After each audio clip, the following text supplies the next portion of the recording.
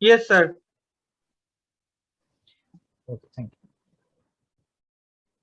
So, first of all, what is optical fibers? Now, optical fiber, that is basically a technology which is associated with the data transmission using the light pulses. Travels along with a long fiber, and that fiber, which is made of, which it is flexible and current, which is made of the silica and or plastic to a diameter which is slightly thicker than that of a human hair. So basically, the fiber optics deals with the transmission of light energy through transparent fibers. So how an optical fiber guides light, that depends on the nature of the light and the structure of the optical fiber. Now, a light wave, that is a form of energy which is by wave motion, and wave motion that can be defined as a recurring disturbance advancing through space with or without the use of a physical medium. So in fiber optics, wave motion is the movement of light energy through an optical fiber. Okay, so light is transmitted along the center of the fiber from one end to the another end, and a signal that may be imposed. So fiber optic basically, these are very superior. These fiber optic systems are superior to metallic conductors in many applications, and the the greatest advantage is the bandwidth.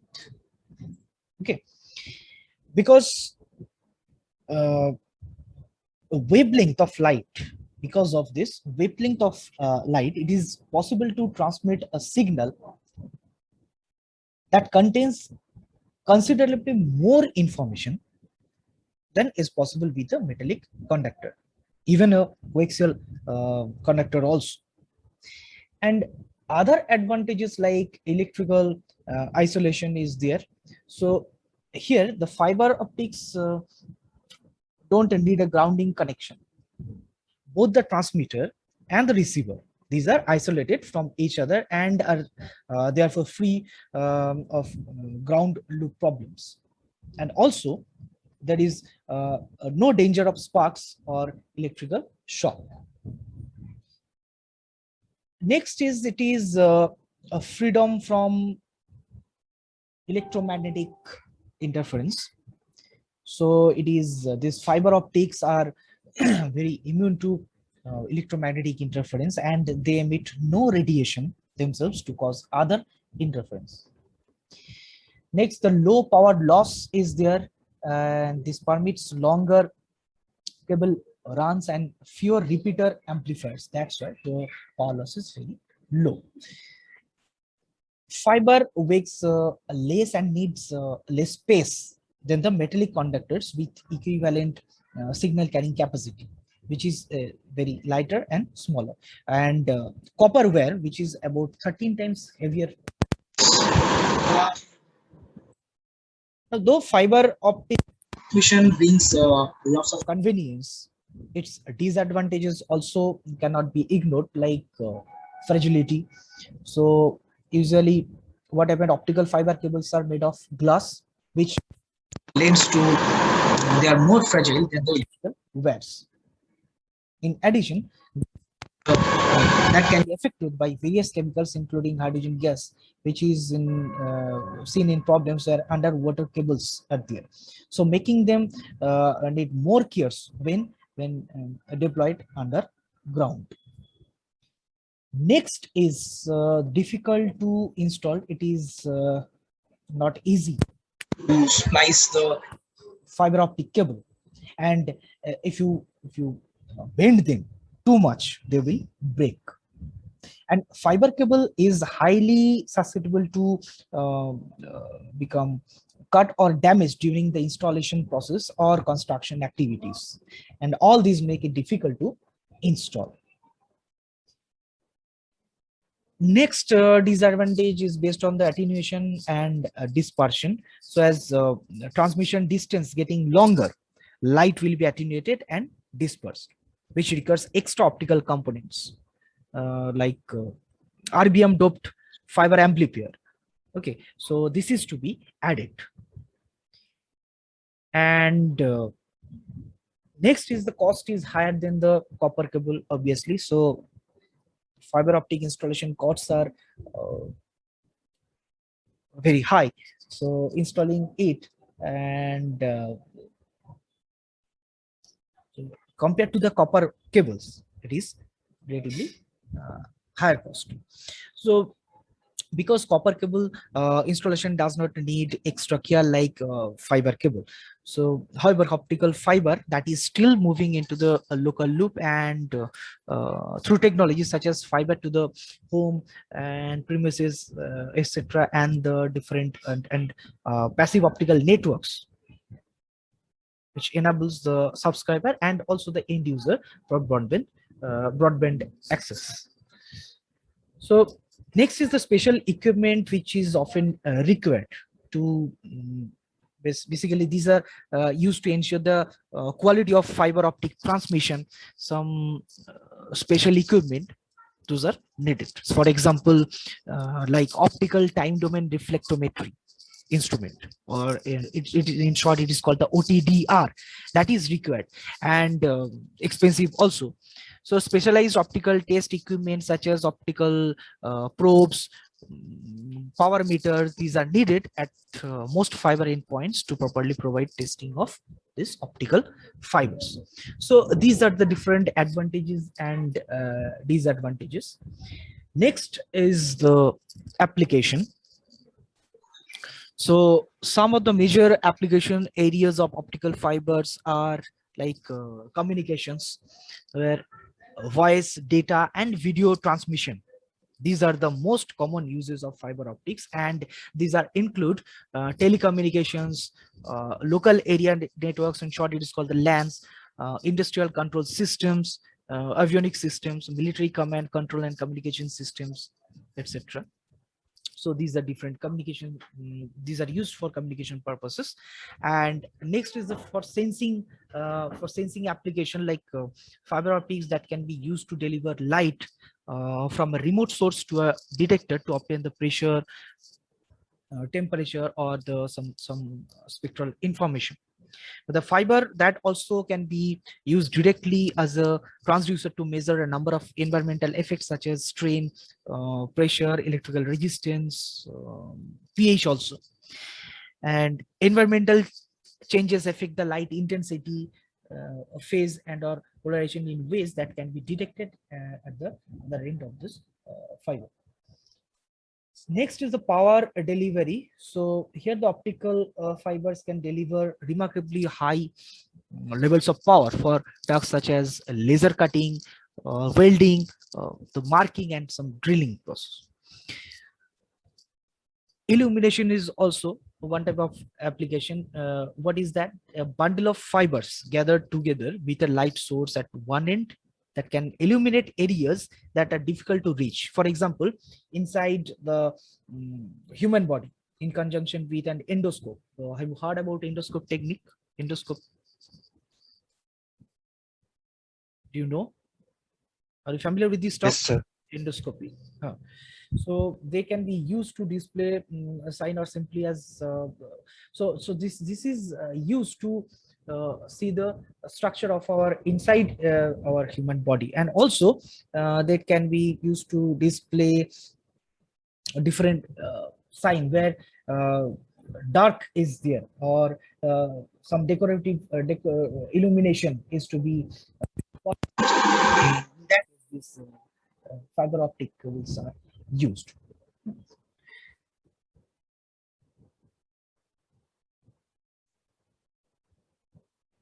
So that is the construction of an optical fiber.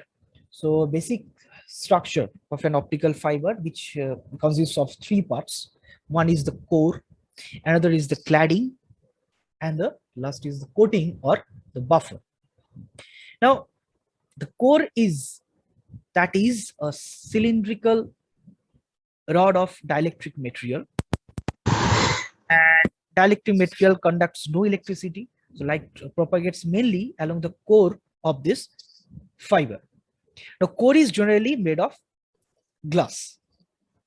Okay, so assume this core here in my lecture, I'm telling you right now. So the core radius is assumed as A, and refraction index is N1. Okay, you have to put this or write down on your copy. Now the core is surrounded by a layer of material called cladding.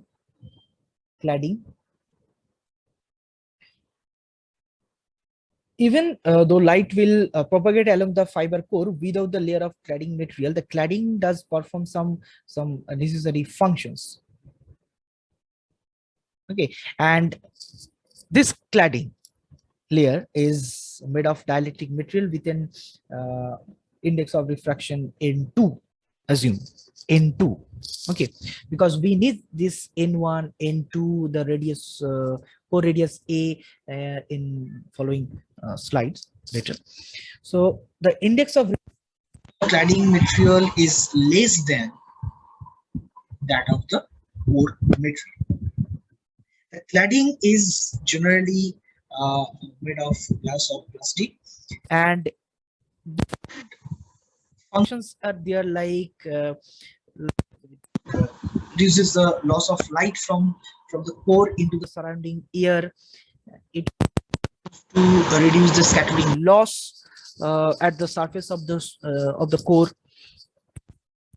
protects the fiber from absorbing surface contaminants, or it adds the mechanical strength to this optical fiber. Now, for extra protection, the cladding is enclosed in an additional layer called the coating or buffer. The coating or buffer, that is a layer of material used to protect an optical fiber from physical damage. And the material is like plastic, and actually the buffer is elastic in nature and prevents the abrasions. So the buffer also used to prevent some optical fiber from scattering losses caused by the microbands or microbands. I will explain later in slide. So microbands occur when basically optical fiber is placed on a rough and distorted surface. Okay.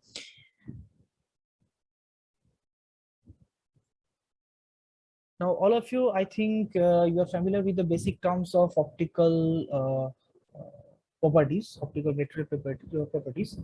Like I will not explain in details the optical properties. So just a basic terms which are related to this subject, I will explain this to or recalling this. Okay. Now the basic optical property of a material relevant to the optical fibers is the index of refraction. Now, what is that? The index of refraction, which basically the n, like here n1, n2 is so n. So this one measures the speed of light in an optical medium, and it is the ratio of the speed of light in a vacuum to the speed of light material itself. Now the speed of light, all of you know that in free space, which is 3 into 10 to the 8 meters per second. So frequency f of this light, which is to be multiplied with the wavelength, and when light enters the fiber material, which is basically a optically dense medium, the light travels slower at a speed. Okay, and light will always travel slower in the fiber material than in air. So here the index of refraction, which is n, which is equivalent to this formula, that is c by v, where c is the speed of light in vacuum and the v is the speed of light in the medium. So a light ray is reflected and refracted when it encounters the boundary between two different transparent mediums. For example, it is given here, as you can see it. So when it incident on this boundary level of glass and air, so the index of refraction for glass in 1 is 1.5, and the index of refraction of air, which is in 2, which is 1. Okay, now let's assume the light ray or incident ray is traveling through the glass. So when the light ray encounters the glass air boundary, there are two results. The first result is that the part of the ray is reflected back into the glass. The second result is that part of the ray is refracted or bent as it enters the air. Now, the bending of this light at the glass air, that is the result of the difference between the index of refractions. Since n1 is greater than n2, the angle of refraction, that is theta 2, that will be greater than the angle of incidence, which is theta 1. And Snell's law of refraction is used to describe the relationship between the reflected rays at the boundary, and the law follows from the boundary. The wave be continuous across a boundary, which requires that the phase of the wave be constant on any given time. And it is given by this equation in 1 sine theta, which is equals to n2 sine theta. That is called the Snell's law. So as the angle of incidence theta 1 becomes larger, the angle of refraction theta 2 approaches 90 degrees. Now at this point, no refraction is possible. The light ray is totally reflected back into the glass medium, so no light escapes into the air. Now this condition is called the total internal reflection, and the angle at which the total occurs is called the critical angle of incidence. Now the critical angle of incidence theta c, which is shown here in this diagram, you can see it. So at any angle of incidence greater than the critical angle, light is totally reflected back into the glass medium, and the critical angle of incidence is determined by using the Snell's law, and the critical angle is given by the sine theta c, which is equivalent to n2 by. So the condition of total internal reflection, that is an ideal situation. In reality, there is always some light energy that penetrates the boundary, and this situation is used in mode theory. I will explain it later in the slide, or the electromagnetic wave theory also. This is used. So move on to the next slide. So the transmission of light through the optical fibers, or the propagation of light along a fiber, how it propagates. So this concept of light propagation, the transmission of light along the optical fiber, that can be described by two theories. One, according to the first theory, which is called, so light is described as a simple ray. This theory is that, so it is called the ray theory or geometrical optics approach. And the advantage of the ray theory is that you get a clear picture of the propagation of light along a fiber.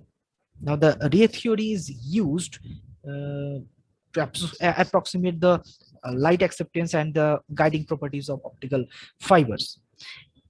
And second is the mode theory. And according to this second theory, light is described as an electromagnetic wave. And basically, this mode theory describes the behavior of light within an optical fiber. So in mode theory, that is useful in describing the optical fiber properties of absorption, attenuation, and dispersion. So in a ray theory, two types of rays propagate along an optical fiber. The first type is called the meridional rays. So meridional rays are rays that pass through the axis of the optical fiber, and these are used to illustrate the basic transmission properties of optical fibers.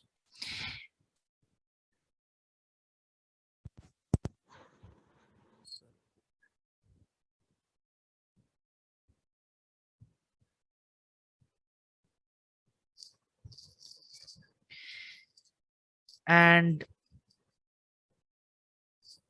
second type is called the SKEW rays. So SKEW rays are rays that travel through the optical fiber without passing through the axis. Now, in case of meridional rays, that can be classified as bound or unbound rays. Now, bound rays remain in the core and propagate along the axis of the fiber. These bound rays propagate through the fiber by total internal reflection. And unbound rays, these are refracted out of the fiber core, as you can see it here. Okay.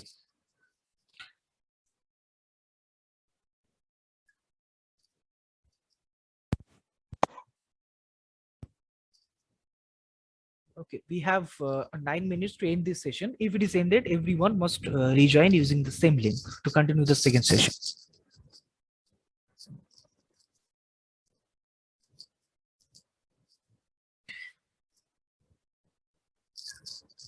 So here the core of the step index fiber has an index of refraction in 1.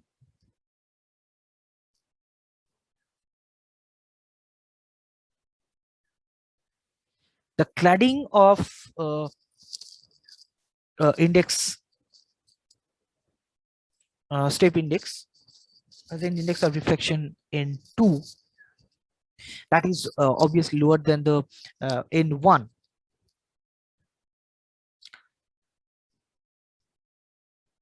Now, imperfections at the core cladding interface will cause part of the bound rays to be refracted out of the core into the cladding. Now, the light rays refracted into the cladding will eventually escape from the fiber. In general, these meridional rays follow the laws of and reflection. So it is known that bound rays propagate in fibers due to total internal reflection. But how do these light rays enter into the fiber? Rays that enter the fiber must intersect the core interface at an angle greater than the optical angle. Okay, so only those rays that enter the fiber and strikes the interface at these angles will propagate along the fiber. So how a light ray is launched into the fiber, that is to be given here in this picture on the right hand side, upper right hand side. So the incident ray, that is I1, this is this is I1, this is I2. Okay, I1, this is I2. So this I1 enters the fiber at an angle theta A. and I1 is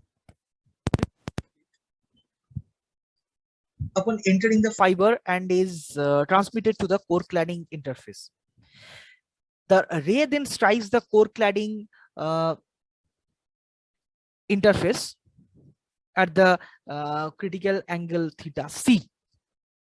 So I1 is totally reflected back into the core and continues to propagate along the fiber.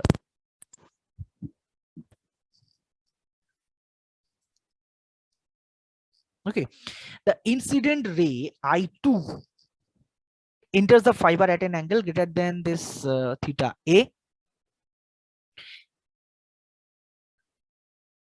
Again, I2 is reflected upon entering the fiber and is transmitted to the core cladding interface. This I2 strikes the core cladding interface at an angle less than the critical angle. Okay, less than the critical angle, and I2 is reflected into the cladding and is eventually lost. Now, the light ray incident on this fiber core must be within the acceptance cone defined by the angle theta A, which is over here. You can see in this picture. So angle theta A is defined as the acceptance angle. The acceptance angle, that is the maximum angle to the axis of the fiber, that light entering the fiber which is propagated. The value of this angle of acceptance depends on the fiber properties and transmission conditions also. So this angle, acceptance angle, which is related to the refractive indices of the core, cladding, and medium surrounding the fiber. Now, this relationship is called the numerical aperture of the fiber, and the numerical aperture, which is a measurement of the ability of an optical fiber to capture light, and this is used to define the acceptance angle of an optical fiber. So the index here, numerical aperture is given, which is equivalent to n0 into sine theta here, and this is root over n1 minus n1 square minus n2 square. So the index of refraction of the fiber core is n1, and the index of refraction of the fiber cladding is n2. So the index of refraction of the surrounding medium is n0, and by using Snell's law and the basic trigonometric relationship between here, the numerical aperture is given by this equation. So the numerical aperture, so if the medium next to the fiber at the launching point is normally what happened, it is air. So n0 obviously is equal to 1. So in that case, the numerical aperture is then simply equal to the sine theta A.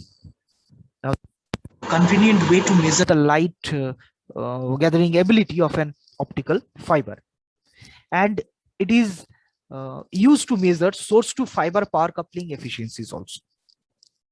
Now, a high numerical aperture, it indicates a high source to fiber coupling efficiency.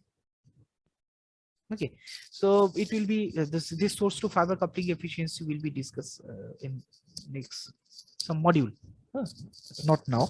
So just remember of this thing. So typical values of this numerical aperture range, it is from, for glass fiber, it is from 0.2 to 0.29. Okay, and so this numerical aperture is commonly used to specify the multimode fibers. However, for small core diameters, such as in single mode fibers, the ray theory breaks down. Ray theory describes only the direction a plane wave. So a plane wave takes in a fiber, how it comes. So ray theory eliminates any properties of the plane wave that interfere with the transmission of uh, light along a fiber. And in reality, what happens is plane waves interfere with each other, and therefore only certain type of rays are able to propagate in an optical fiber. So optical fibers that can support only a specific number of guided modes, and in small core fibers, the number of modes supported is one or only a few modes. And that's why the mode theory is used to describe the types of plane waves able to propagate along an optical fiber.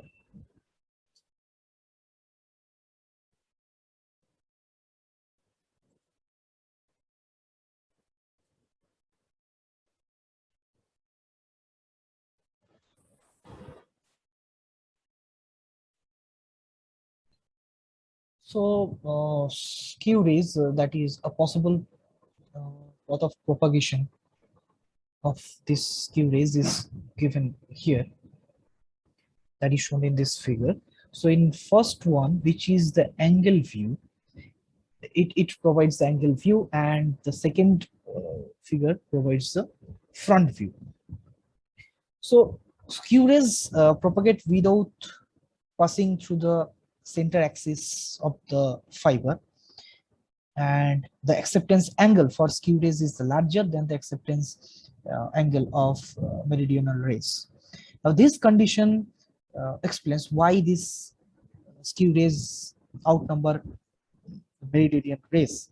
So skew rays are often used in the calculation of light acceptance in an optical fiber, and this rays increases the amount of light capacity of a fiber. So also this in, skew rays increases the amount of loss in a fiber, and it tends to propagate near the edge of the fiber core. So large portion of the number of skew rays that are trapped in the fiber core are considered to be leaky rays. Okay, that leaky rays are predicted to be totally reflected at the core cladding boundary. However, this rays are partially refracted because of the curved nature of the fiber boundary. So that's why the mode theory comes into this picture, which is used to describe this type of leaky ray loss.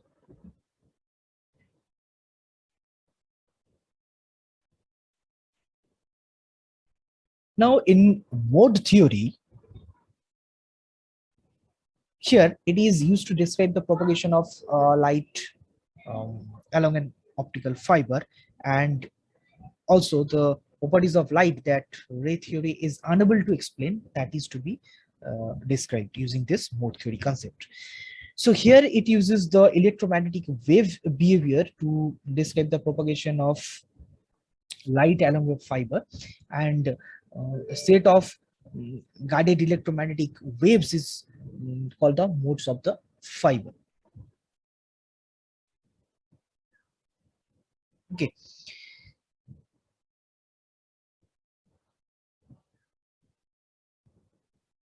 Now, for plane waves, the mode theory suggests that a light wave can be represented as a plane wave, and it is described by its direction, by its amplitude and wavelength of this propagation. So what is plane wave? It is a wave whose surface of constant phase are infinite parallel planes normals to the direction of the propagation, and the planes having the same phase are called the wavefronts. Wavefronts.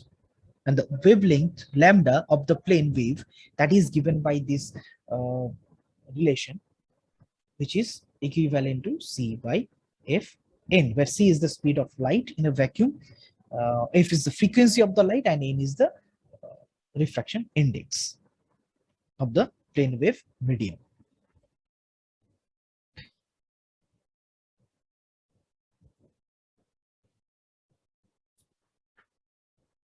So this figure shows the direction and wavefronts of plane wave propagation. And plane waves or wavefronts propagate along the fiber similar to light rays. However, not all wavefronts incident on the fiber at angles less than or equal to the critical angle of light acceptance propagate along the fiber. Now, wavefronts that may undergo a change in phase that prevents the successful transfer of light along the fiber. So these are required to remain in phase for light that is to be transmitted along with the fiber. Now, only those wavefronts incident on the fiber, incident on this core of the fiber at angles less than or equal to the critical angle, which may propagate along the fiber. Now, this wavefront undergoes a gradual phase change as it is traveled down through the fiber. Now, this phase changes also occur when the wavefront is reflected. Okay, and the wavefront that must remain in phase after the wavefront transverses the fiber twice and is reflected twice. Okay, so here in this figure, there is the distance.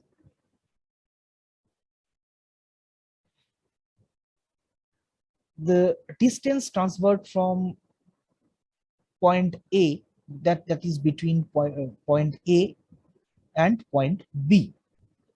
Now, the reflected wave at point A and point B are in phase if the total amount of phase collected is an integer multiple of 2 pi radian. Now, if propagating waveforms are not in phase, what again? They eventually disappear. And these will disappear because of destructive interference. And these wavefronts that are in phase interfere with the waveform that are out of phase. And that is the reason why only a finite number of modes that can propagate along with the along the fiber.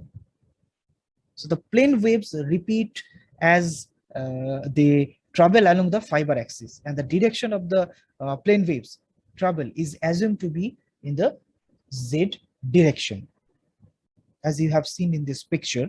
And the plane waves repeat at a distance equal to the lambda by sine theta. Okay, lambda by sine theta. Now,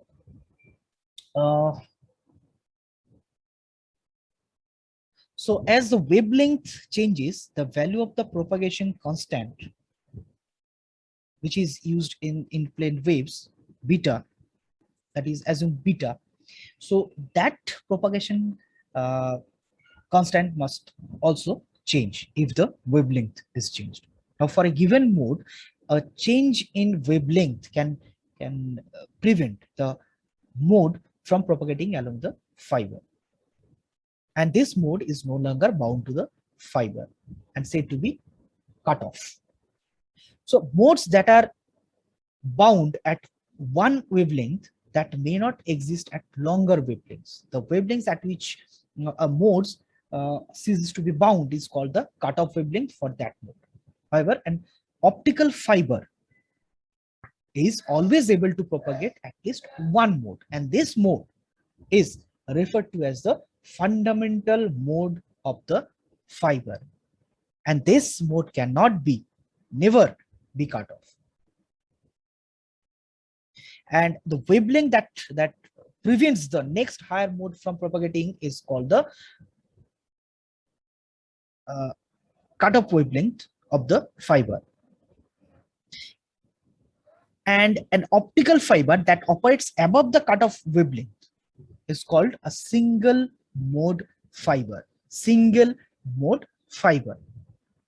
And our optical fiber that operates below the cutoff wavelength is called multi-mode fiber.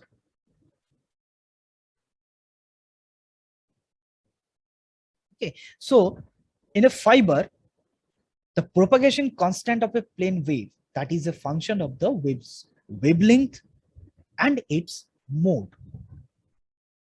And the change in the propagation constant for different waves is called dispersion.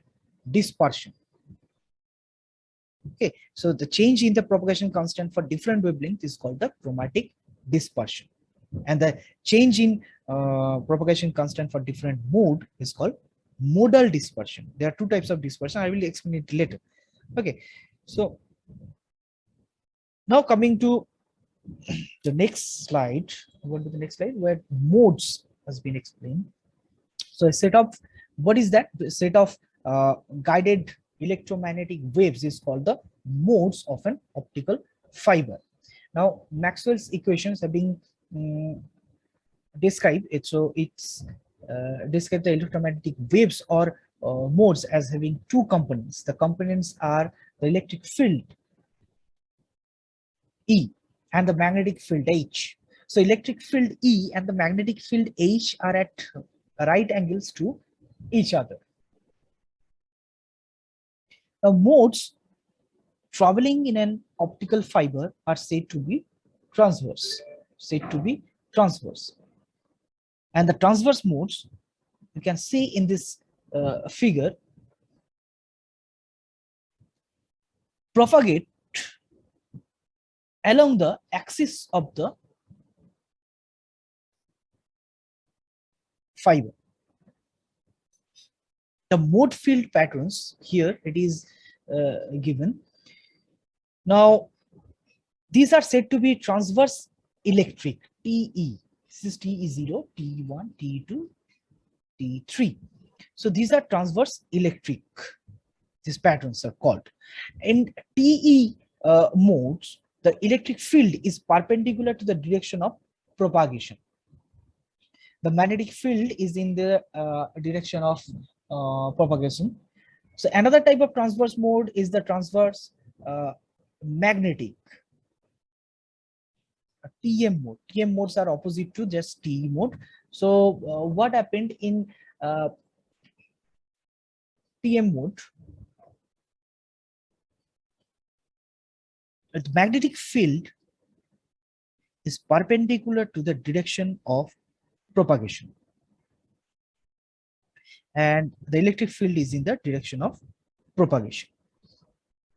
So this figure only show the TE modes. There is no TM modes. So the TE mode field patterns are given here to indicate the order of each mode. The order of each mode is indicated by the number of field maxima within the core of the fiber.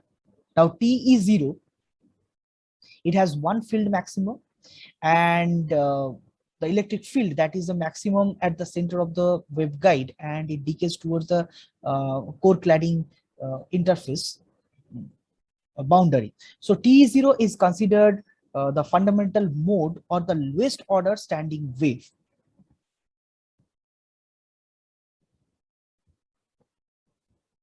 Okay. So the next this figure it is illustrates the light rays as they travel down the fiber. These light rays indicate the direction of the wavefronts. Higher order modes crosses the axis of the fiber at steeper angles. Lower order and higher order modes are available here. So this will be explained later in details. So right now these are the one kind of or the idea of mode in fiber. So normalized, now coming to the normalized frequency. So electromagnetic waves bound to an optical fiber are described by the fiber's normalized frequency, and the normalized frequency determines how many modes a fiber can support. So the normalized frequency, that is a dimensionless quantity, and it is also related to the fiber's cutoff wavelength, and it is defined as this formula, where N1 is, I have already told you that this is the core index of refraction. N2 is the cladding index of refraction. The A, which is the core diameter, I have already told you at the beginning of this lecture, and lambda, which is the length of the light in air. So number of modes that can exist in a fiber is a function of V. As the value of V increases, the number of modes supported by the fiber increases. So optical fibers, single mode and multi-mode, can support a different number of modes. Different number of modes.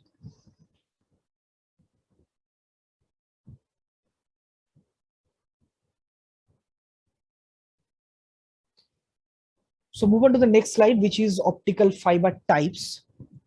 So optical fibers are characterized by their structure and by their properties of transmission also.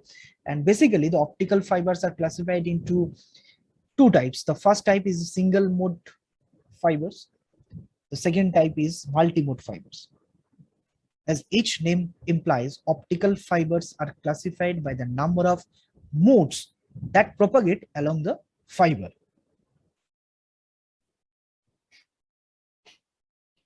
So as I have told you earlier, that the structure of the fiber can permit or restrict modes from propagating in a fiber. The basic structural difference is the core size. Single mode fibers are manufactured with the same materials as multi-mode fibers. Single mode fibers are also manufactured by some same fabrication process as multi-mode fibers. Some features are explained here. For single mode fibers, the core size is small. The diameter is typically around 8 to 10 micrometers.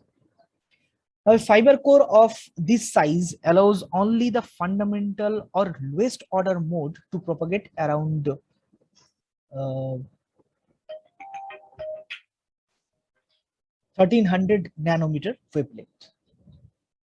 So single mode fibers propagate only one mode because the core size approaches the operational wavelength, which is lambda, operational wavelength. And the value of the normalized frequency parameter relates this core size with the mode propagation. In single mode fibers, this V, which is the normalized frequency parameter, which is called the normalized frequency parameter, which is less than or equal to the range, which is 2.405. When this parameter is less than or equal to 2.405, the single mode fibers propagate the fundamental mode down the fiber core, while higher order modes are lost in the cladding. And for low value of this parameter, which is less than equal to 1, most of the power is propagated in the cladding material. So power transmitted by the cladding is easily lost at fiber beams, and the value of this normalized parameter that should remain near the 2.405 in this level. Now single mode fibers have a lower signal loss and a higher information capacity than the multi-mode fibers. And single mode fibers are capable of transferring higher amounts of data due to the low fiber dispersion. Due to this low fiber dispersion, and basically dispersion, that is what is that dispersion? Dispersion is the spreading of light as light propagates along with the fiber. No, it spreads the light. So signal losses depends on the operational wavelength. Okay, and this wavelength can increase or decrease the losses caused by the fiber bending.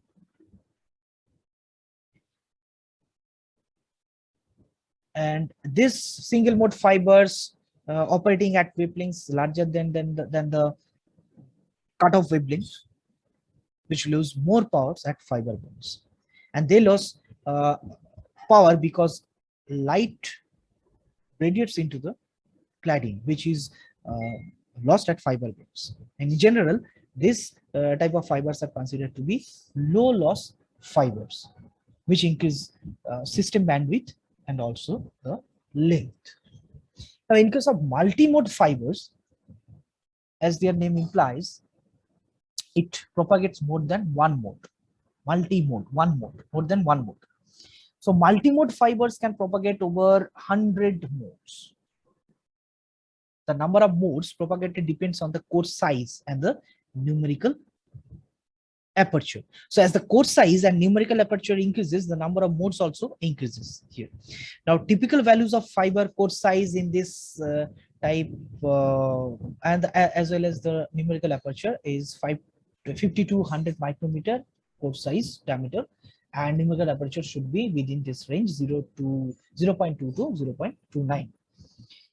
So a large core size and a higher numerical aperture, these have the several several advantages in multimode fibers.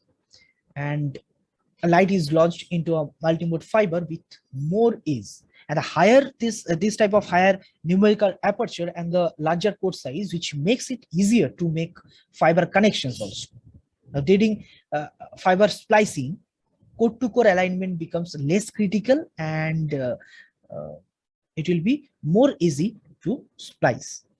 Now, another advantage of this multimode fiber is that it permits the use of light emitting diodes, LEDs, because single mode fibers typically must use the laser diodes, but LEDs are cheaper, less complex, and last longer. That's why it is preferred in most applications. So multimode fibers also have some disadvantages. As the number of modes increases, the effect of modal dispersion also increases. And this modal dispersion, this means that modes arrive at the fiber end at slightly different times. And this time difference causes the light pulse to spread. So modal dispersion affects system bandwidth. So fiber manufacturers adjust this core diameter, this numerical aperture, and the index profile properties of multimode fibers to maximize the system bandwidth. Okay.